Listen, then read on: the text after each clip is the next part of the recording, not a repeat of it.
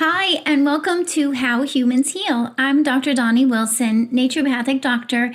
I've been practicing for over 22 years, and one of the most common situations that I help my patients with is to prevent upper respiratory infections and also to recover from respiratory infections faster, and always with the goal of preventing other complications, preventing other infections, and whenever possible, to prevent the need for antibiotics and other medications.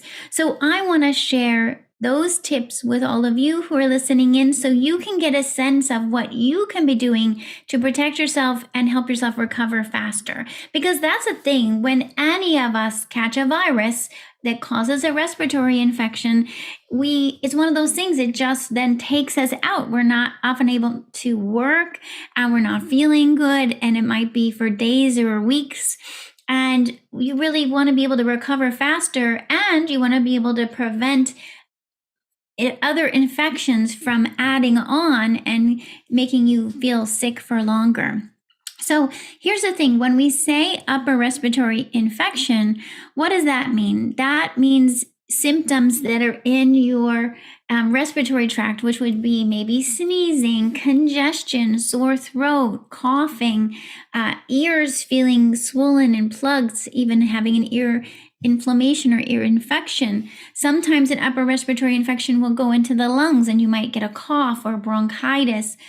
It oftentimes starts as a viral infection, but once you have a viral infection, you become more susceptible to a bacterial infection. And so any of this in your sinuses, in your lungs, could become a bacterial infection. And so now you started with a virus and ended up with a bacterial infection. It's also possible to have more than one virus at the same time. The most common viruses we hear about and that we often are catching are going to be the viruses that cause the common cold. And there are several different viruses that cause the common cold, everything from what's called a rhinovirus to a para-influenza virus. Usually we don't even actually identify what the virus type is for a cold, but this might be where you have runny nose and headache sometimes and sore throat and maybe a little bit feverish. All the viruses can cause some amount of a fever.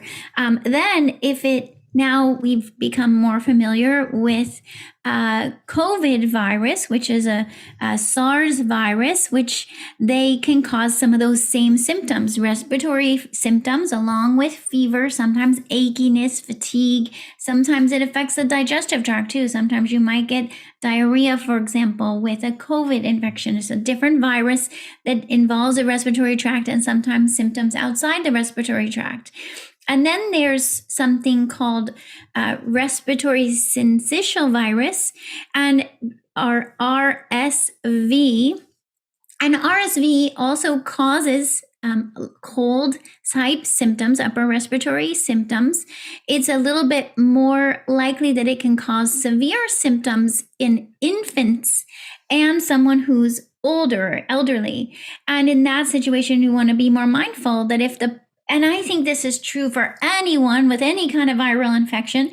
If you're not feeling better, or certainly if you have a baby has a cold and it's more than a drippy nose, if they're having trouble breathing, definitely, or experiencing too much fatigue, then the person needs to go in for more into an urgent care, or sometimes if an infant has RSV, they may need to even go into a hospital for some amount of days to help recover from that viral infection.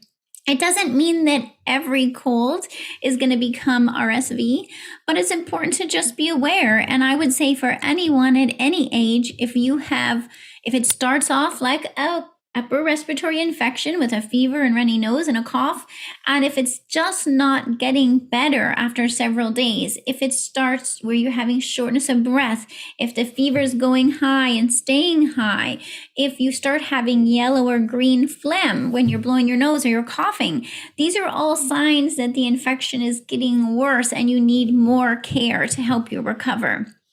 So always, no matter what age, no matter what situation, just being aware of when you need more help. But there's a lot of times when we catch a cold virus or even a flu virus, which is an influenza virus, which can also cause runny nose and fever and fatigue. And so you might have some similar symptoms from a different virus. And sometimes it's just a matter of getting yourself through for a few days so that your body can help you recover. Because the reason why a lot of times these viruses are differentiated is because there's different vaccines available for some of these viruses, right? There's a COVID vaccine that works for preventing COVID virus, and there's a flu vaccine for preventing flu virus. And so also, when you start to get the symptoms of an upper respiratory infection, you can go into a lab, or there are some at-home testing, of course, for you to test for certain viruses. So you could test for COVID virus, you could test for flu virus, you could even test for RSV virus. So certain situations you might feel the need to be tested so that you know for sure which virus you're dealing with. Also, and I think in general, if any of us starts to get these respiratory symptoms, it's better to stay home and rest and take care of yourself and not be spreading the virus to other people in your life. And sometimes it's tricky because if you might be traveling or you might be around other people, then you want to, I think the more we can communicate about it and say, hey, I'm not feeling good, I have a virus, then other people can decide what they may want to do to lessen their exposure and to support their immune system to protect them from whatever virus it is that they might be exposed to.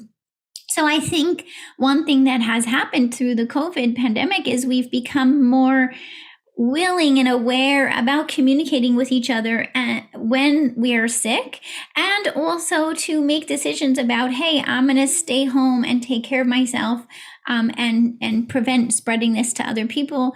But at the same time, viruses are all around.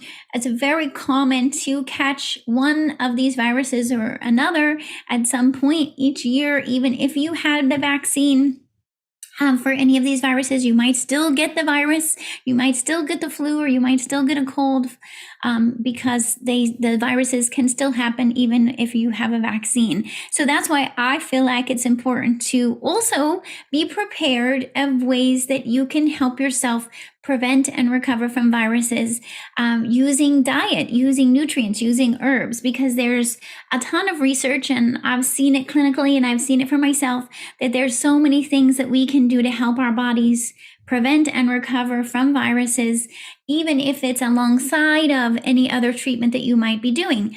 Of course, I'm doing this as a general video, and I don't know your case. So it's really important that you know your own health. You know if you might be taking any other medications, or if you have any health concerns, then you definitely need to be communicating with your practitioner before taking anything that I might mention, because you need to be able to be sure that what you're taking is right for your body. And but at the same time, I know you could walk into a health food store or a pharmacy for that matter, and they're going to have vitamins there, and certainly online vitamins that you might decide to take. So I want you to have the information so you can choose with more wisdom and knowledge than just guessing. Because if you're going to take a supplement or make a diet change, you want to be as effective as possible. And so the one thing that I think is amazing is that when it comes to approaching viruses from a naturopathic perspective, really a lot of the treatment is the same for all of these viruses that I've just been mentioning. So no matter whether it's a cold virus, a COVID virus,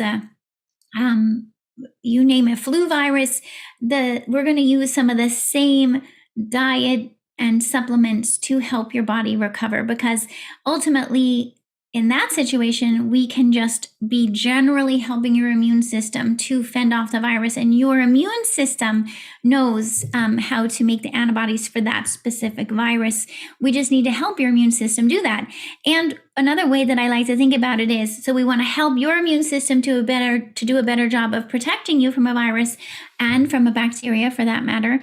But at the same time, what we want to do is avoid the things that inhibit your immune system. right? So I want to start there. What are the things you can avoid in order to help your body work better, right? So in this case, I would put sugar as one of the top things on the list. We know that when we consume more, and I'm talking not about fruit necessarily, I'm talking about like white sugar, like cane sugar, sugar that you might put in a dessert or in your coffee. Those kind of sugars will lower immune function in general, including to viruses. So if you are wanting to prevent catching a virus, or definitely if you start to get the symptoms of a virus, then you're going to want to decrease your sugar intake. Also, alcohol of any kind, whether it's wine or whatever kind of alcohol also decreases our immune function. So this is why I often find around holidays is when we're more likely to get sick, is because with a holiday, we're more likely to consume sugar and alcohol. And then, of course, our immune system's down and we're more likely to be around a bunch of other people who might have a virus. And so it's like the perfect setup for catching a virus, which is why I really want you to have this information so that you're prepared. It's not to say that you shouldn't enjoy your holidays, but it is to say, hey, maybe you want to be more careful in your recipes to make recipes that have less sugar. Maybe you're going to choose some drinks that have less alcohol or no alcohol in them so that you're not decreasing your ability to fend off viruses. And then also, I usually think about food sensitivities. What this is getting a little bit more specific with foods that might cause inflammation in your body because they're specifically inflammatory. Now, for all humans, dairy products, so anything made from cow milk, is known to increase phlegm. And so if you're already have a cold, I would say better to avoid dairy products. I'm talking about cheese and milk and yogurt because they're going to increase the amount of phlegm in your respiratory area, right? And when you have a cold, the last thing you want is more phlegm. So you want to just choose not to have something with dairy products. We also do, through my office, we check for food sensitivities for patients. And what I find is when patients know their food sensitivities, let's say the most common are cow milk products and gluten products, if they're avoiding dairy and gluten, they're less likely to catch whatever virus is going around. And they're also much more likely to recover faster if they do catch a virus. So doing a food sensitivity panel and avoiding your food sensitivities, if you've already done the panel, will help you to recover faster from respiratory viruses. So that's a key piece with diet. In general, once you get sick, you want to be going for, and because sometimes your appetite's down and things don't taste the same. So you want to be going for even the classic chicken soup is perfect. Get some bone broth or have some already organic bone broth available in your refrigerator or in your kitchen. You can add chicken or turkey and have a nice soup that has protein in it as well as vegetables. Is perfect for when you have a cold because there's a lot of nutrients that come from soup and everything that we put in the soup that helps us fend off viruses, right? Also, you can do like a protein shake because then you're getting a quick protein that's a non-dairy source, hopefully. So you could do a pea protein shake, for example, or collagen as a protein source in your smoothie. Also, I would drink tea, herbal tea in particular. You can get herbal teas that are organic and that are specific for helping to soothe your throat and help with a cough. Herbs like licorice and marshmallow and mullein and that are very soothing. You can also use ginger. You could make your own fresh ginger tea. You could put honey in the tea, especially if this is not going to be for, what I'm speaking about is not for infants, by the way. This is more for older children and adults.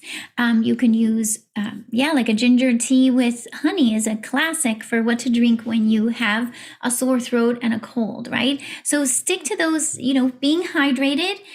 Even if it's with water, you can put electrolytes in your water. You can put sea salt if you have like a Celtic or Himalayan salt, put a pinch of sea salt in your water, drink that so you're staying hydrated, and drink herbal tea so you stay hydrated. And then my other favorite, and this is as soon as I feel like I might be catching a virus, one of my favorite things to do is head for like a hot shower or a hot bath. Again, this is for an adult with a relatively healthy system. When you go into a hot shower or a hot bath, you're stimulating your immune system to help fend off a virus. Heat kills a virus. So when you get in a hot bath or shower, you're going to help your immune system fend off that virus, and then go take a nap. Because when we get more sleep, when we're sleeping, our immune system's working on the virus. So if you can, just say, cancel your day, say, hey, everybody, I got a virus. I'm going to go take a hot bath and take a nap. And then and even before that, if you could get in some healthy soup and take your vitamins, take a hot bath, take a nap, and you're going to likely feel a lot better when you wake up. And you just put that on repeat, right? As soon as you wake up from your nap, take, some more healthy food, some more supplements, which I'm going to talk about here in a second. Take another hot bath or shower and take another nap. That's what you're going to put on repeat until you start feeling better. And in terms of fever, sometimes with a virus, you're going to get a fever. That's your immune system trying to protect you from the virus. Again, heat kills a virus. So if your fever's like 99 or 100, that's a healthy response. You want your immune system to do that. If your fever goes, what we always say for children under 2, if their fever goes over 102, you want to be definitely taking action. And even for adults, when the fever goes to 102, then we want to start taking action. First thing I think of is, are you hydrated? Because if you're not hydrated, your temperature is going to go higher. Sometimes you just need to take off some layers of clothing, or get hydrated, and then your temperature comes down a little bit. But if your child has a fever over 102, definitely call the pediatrician.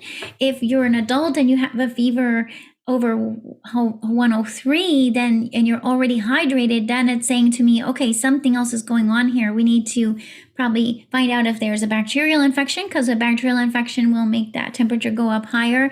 And we need to find out what else we need to do to help you recover. So it's when the temperature goes up higher that we start wanting to take more action. But if your temperature is like 99, 100, even 101, then I would say try to let it work. Yes, you can take medications to help, like a fever reducer to lower the fever, especially if you can't sleep, because sleep is so essential to your recovery. But if you can, what I try to do is try to avoid fever reducers, because if your fever is only like 99 or 100, you just try to get through it as best you can, because that fever is actually likely helping you.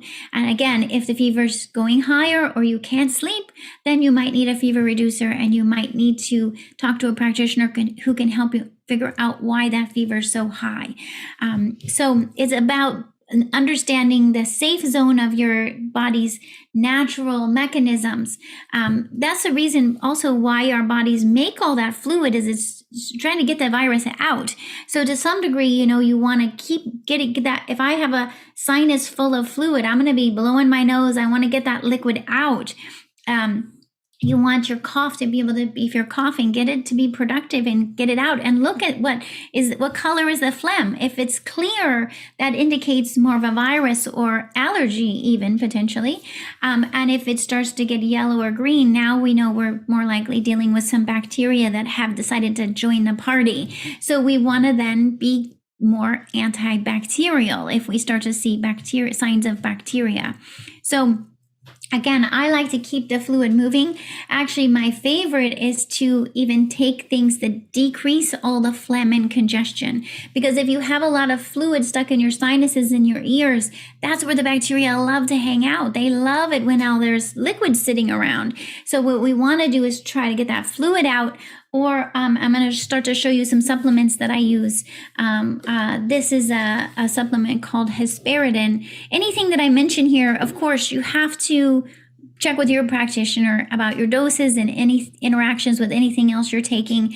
These supplements are available through my website at drdoni.com. And so, what my goal is to give you access to the supplements that I find work well clinically. But again, best to work, make sure you're checking in with your practitioners. Something a lot of people don't know is that too much stress can actually create an abundance of health problems like high blood pressure, high blood sugar, anxiety, migraines, insomnia, even fertility issues. This is because high stress puts your adrenal glands on overload. They release cortisol and adrenaline, which controls your digestion, hormones, immune system, energy, focus, and even your emotional response. So how can you beat stress when you don't know where to start? That's why we have a free 7-day stress reset program. It's designed to help support weight loss, digestive healing, and hormone balancing. It includes support for integrating self-care, daily tips come to you by email and video, gluten-free, dairy-free meal plans, as well as grocery shopping lists, journal pages, and more. This free program will help you beat stress and put you on the path to wholeness in your body. Get your plan now for free at drdoni.com.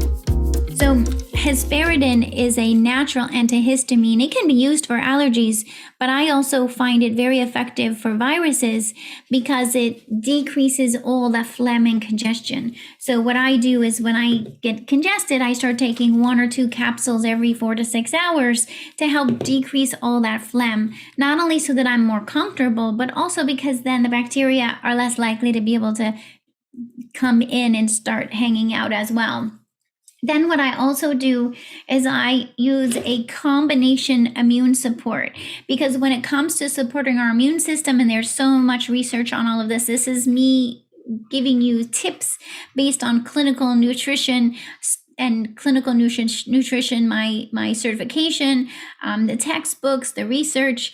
So just know that I'm not just saying this in general. This is based on a lot of clinical experience and science.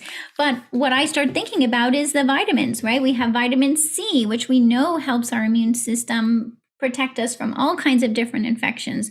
So the thing with vitamin C is that at a certain dose, vitamin C will cause the stools to be loose, and our bodies can only really absorb and utilize about 500 milligrams, maybe 1,000 milligrams at one sitting. So it doesn't really help to swallow more than 1,000 milligrams at once. I find really best in my case, and for my patients, we are aiming for maybe 300 to 500 or 600 milligrams. And then we repeat that dose every 4 to 6 hours. If you spread it out over the day, then your body can absorb it and it's less likely to cause diarrhea. If you get loose stool, you got to back off on your dose of vitamin C, because everybody's body responds differently. But when you can take vitamin C in incremental doses like that through the day, you're going to have, my goal is to just have vitamin C at a steady dose all day and all night if possible. Although I want you to sleep, so you don't need to wake up and take it, but take it before you go to bed and take it when you wake up again in the morning. So you could take vitamin C separately by itself. I have a vitamin C. Actually, it has in there with it some other quercetin and some other bioflavonoids. But vitamin C you can take like this in a capsule by itself. Another thing that I'll often do is use a combination formula, though. This is an immune support that has vitamin C along with other ingredients. So it has some vitamin A, it has some zinc, and it has also herbs that are antiviral and immune supportive. So it has astragalus, elderberry, andrographis, echinacea, and lysine. All of these work as either directly antiviral or helping your immune system fend off viruses. And so you can do, when you take a combination formula, it's nice because then I can just reach for this and take 1 or 2 of them every 4 to 6 hours along with the hesperidin. And so this is a very common combination for me when I when I catch a virus. Now, if you're taking a combination, you don't necessarily need an extra C, right? You want to make sure and look in your combination. If you're already getting like 300 to 600 milligrams of C, you don't need to necessarily take more at that moment in time. Same with zinc. If you're taking between 20 and 50 milligrams of zinc per day. So if there's some zinc in here, there's already 4 milligrams of zinc in 2 of these. So by the time you take 4 times a day, you're getting to 12 milligrams. That's a pretty good dose of zinc already just from taking this. You can get a separate zinc. I have a zinc separately that's 50 milligrams, but you want to be mindful. You don't want to overdo it either, right? And then I have this formula that it's called Immune Support Plus. So look for the plus. And this is a formula that was specifically made to have vitamin C, zinc. It has 25 milligrams of zinc in 2 capsules. So it's 6 in each 2 capsules. It has 600 of C, 25 of zinc. It also has vitamin D, which you might be taking vitamin D separately. It is also known to help the immune system. But this one has vitamin D, 25,000 IUs in 2 capsules, as well as NAC or N-acetylcysteine, which classically for decades we've been using NAC for helping to thin the phlegm. Like if the phlegm is thick and you're trying to get it to move out, you would use NAC. But NAC is also an antioxidant, a precursor to glutathione. It does a lot of other good things to help the immune system. And this contains 250 milligrams of quercetin. So amazingly, it has all that good stuff in one. And what I've found recently is when I started to catch a virus, I took one of these and within 4 hours, my virus symptoms were gone and they didn't come back again. So this is really a powerful combination with the C, zinc, D, also NAC and quercetin all in one. You could take 2 capsules and that's going to get you a long way. So I might do 2 of these in a day and then take these at different times of day. You see what I mean? So you spread out your protocol so that you're got coverage through the whole day. So many people will say to me, oh, I took my supplement once in the morning. It's not going to help very much. We need you to get these doses morning, midday, evening, bedtime. It takes repetition when you're using things like vitamin C and even the zinc. It's better if you can spread it out over the day. Let's see. I also love to use silver. A lot of times this is called colloidal silver. Let's see if I can get it out of the package here. Or these are really nanoparticles of silver. So it doesn't stay in the body. A lot of people, when they hear silver, they're like, wait a minute, I'm going to put silver in my body. But you can use these nanoparticles. This is a pharmaceutical grade silver that doesn't stay in your body. It just is very good at being antimicrobial. So silver is antiviral, antibacterial, antifungal. So I like to use this one that's a nasal spray because I can squirt it up my nose. Now I'm being antimicrobial to prevent a sinus infection or address a virus in the sinuses. You can squirt it in your throat. Now you're addressing and being antiviral down your throat. And I also use the same silver spray if you have a wound on your skin. It can be used on the skin. It can even be used in the eyes safely for infections. So silver is one of my favorites to always have on hand. And this formula, in particular from Sovereign Silver, is a very high quality formula. Just like all of these that I'm showing you, these are from companies that I've used for decades and trust, and I'm very familiar with them. And usually I have to even show that I'm a licensed practitioner to be able to order from these companies. So that's how you know the difference between you could get vitamin C at any store, but it might not be the best form of vitamin C that's going to be highest quality without other ingredients that you don't want. Another of my favorites is vitamin A. So I have a vitamin A that's, this one is a 25,000 IU. Now this is not for children. This is not for someone who might be pregnant. This is not for someone who is pregnant or breastfeeding.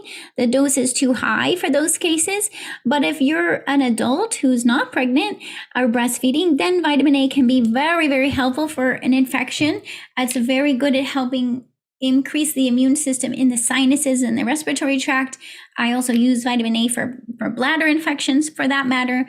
And so you can use what's more of a clinical dose, say 1 per day or 2 per day. More than that, I would want you to be checking in with me or your other naturopathic practitioner.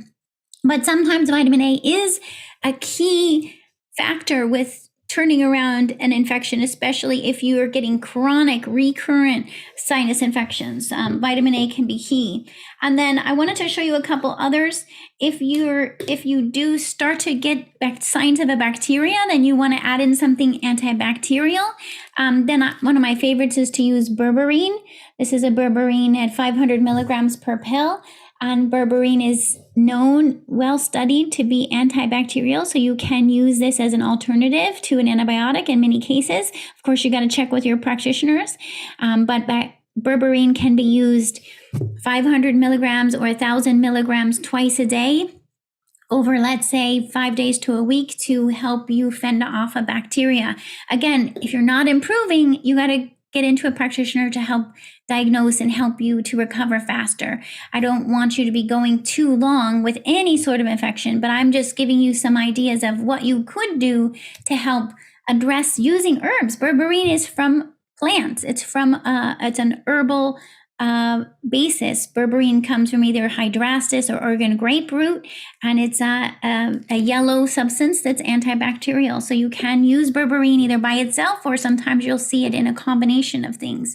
There's other antibacterials also, but that's one that I find works really well when I need it as an antibacterial. You can also then use probiotics. By the way, I don't have one to show you here, but I have probiotics on my website. Probiotics and having healthy balance of bacteria is well known to help you fend off infections. So if you think you have imbalanced gut bacteria, let's get them addressed to help you prevent infections. And if you know you had to be on antibiotics, which would disrupt your bacteria, then we need to use probiotics to get your gut bacteria back on track again. So that's an important thing as well, is to help manage your gut bacteria, because they actually help you fend off viruses and other infections. So it's really important. Also, I love to use, especially if you're finding you're catching every virus and you're like, oh my gosh, I just got over one and now I got another one. Then I love to use mushroom extracts as a way to boost your immune system. Not everybody needs this, but especially if you're like, hey, I need some extra immune help, I'm catching too many infections, then you can use, for example, this Stamets Daily Immune that has a combination of mushroom extracts in it that help support the immune system. Mushrooms of various kinds, including reishi mushrooms, maitake, and so on, have been well established as helping the immune system in many ways, including preventing infections. Another one that I often will use is this immune glycerite, which is a combination of herbs and a glycerite base instead of alcohol base. I love this for sore throat and cough, because these are herbs, actually a combination of herbs, including Herba Santa, wild black cherry, alicampane, and mullein, and more. Those herbs help your body to move the phlegm up. So they help make the cough more productive, and they also help heal when your throat is all swollen and irritated. So you could also use this for children. I wouldn't use it for infants, but and definitely check with your pediatrician. But herbs like this can be used sometimes for children, and it helps because it's a liquid, so because they can't swallow the pills. But we can use sometimes these herbs to help soothe the throat and help heal the cough. And so that's different than just a regular cough suppressant. We're actually helping heal the cough. And so we use this maybe 5 or 10 drops at least 2 or 3 times a day. Or if you have a lot of irritation in your throat, you might even be using 5 or 10 drops every time you cough to help calm down. Because what happens is there's usually a drip from your sinuses into your throat. It gives a tickle cough and you end up coughing. So if we can help to heal that and stop the drip, then you actually stop coughing. One more thing to show you, which is these peptides. Maybe some of you have heard of peptides. There's different peptides that are produced in the United States. These are peptides produced in Russia, where we can, these are the researcher who originally researched peptides. Peptides are a specific protein that was identified to help reset different systems and tissues of the body. This in particular, these are peptides that reset immune function. So when we're talking about preventing or helping you recover from a virus or bacteria, we want to use the peptides that help the immune system. And you could do one or the other or both. The Ledonix is a animal-based peptide. Christogen is non-animal-based peptide. Both of them work, and they're come in capsules. You could take one per day with food or one twice per day with food during an infection or to prevent an infection. So we use these for various kinds of immune-related issues, even autoimmunity, because this is one of the common questions I get, say from someone who might have autoimmunity. There's been controversy out there. How can you help your immune system if you have an autoimmune condition? And what I would say is, and again, I work all the time with patients with autoimmunity, and that is that there are ways to help your immune system fend off an infection like a virus or bacteria without aggravating the autoimmunity. So I want to clarify that you can often use these things that I've just been mentioning to help your immune system protect you from a viral infection without making the autoimmunity flare. And definitely always, of course, check with your practitioner, as I keep saying. But just from my clinical experience and my perspective, I help all the time my patients with autoimmunity to be able to prevent infections, fend off infections with using natural substances like herbs and nutrients and peptides. And in that way, we're actually preventing the autoimmunity. Not only are we not causing a flare, but we're actually helping them prevent the autoimmunity, because to me, the autoimmunity really probably stems from being susceptible to infections. Why are we susceptible to infections in the first place? Why are we susceptible to autoimmunity in the first place? Well, this is coming back to the effects of stress. And most of you are used to hearing me talking about stress, but I want to bring it back to this as we wrap up this video, which is to say one of the main reasons that our immune system is down is when we're under a lot of stress. Because when we're stressed, our cortisol and adrenaline, which are our stress hormones, cortisol and adrenaline are either too high or too low. And when cortisol and adrenaline are too high or too low, it turns off our immune function. It disrupts our immune function. We become more susceptible to autoimmunity. We become more susceptible to all kinds of infections. Of course, it's also disrupting our digestion, our gut bacteria, which makes us susceptible to infections. It disrupts our hormones, our blood sugar levels, our neurotransmitters. And so when we're under chronic stress, of course, we become more susceptible to infections, including upper respiratory infections. And so what I would encourage all of you is to, when you catch a virus, think to yourself, oh my gosh, have I been under more stress? What do I need to do to help myself recover from stress in order to prevent these infections from happening over and over again? And what I would suggest is that you measure your stress type, which you can do with my stress type quiz. I'll put a link so you can do the stress type quiz right away. And you can find out about it in my book, the Master Your Stress book. And you can also order a cortisol and adrenaline and neurotransmitter panel, which you do at home, a urine and saliva panel, so that you can actually know, is your cortisol and adrenaline too high or too low, so that you can do the right herbs and nutrients to get your cortisol and adrenaline to optimal. When you have more optimal cortisol and adrenaline, you're less likely to catch respiratory infections and all different kinds of infections, right? And so that'd be so much better, that it's so hard when you're under stress and you're run down, and then of course you catch another virus and you're more run down and you feel like, how am I finally going to get ahead of this? So what I encourage you to do is to say, okay, I'm going to take steps to help myself recover from this infection quickly as possible, and then I'm going to find out my stress type, my cortisol and adrenaline levels, so that I can help my cortisol and adrenaline get back to optimal, so that I'm not going to be so likely to catch the next virus that comes along. So I want all of that for all of you. I've seen it for my patients. I've helped people who were getting chronic sinus infections and chronic bronchitis and autoimmunity and so on. I've helped them to be able to break those patterns prevent those infections, and get to feeling healthy in their life and doing the things they love without constantly managing infections. So I hope this was helpful for all of you. I'd love to know your questions. If it was helpful and you'd like to make sure and receive the next video from me, be sure to like and subscribe, and please send in your comments and feedback. I'd love to hear it. And I look forward to talking again with you very soon. Thanks for listening to How Humans Heal. If you liked this episode, leave a rating and a review. And for more resources, visit drdoni.com.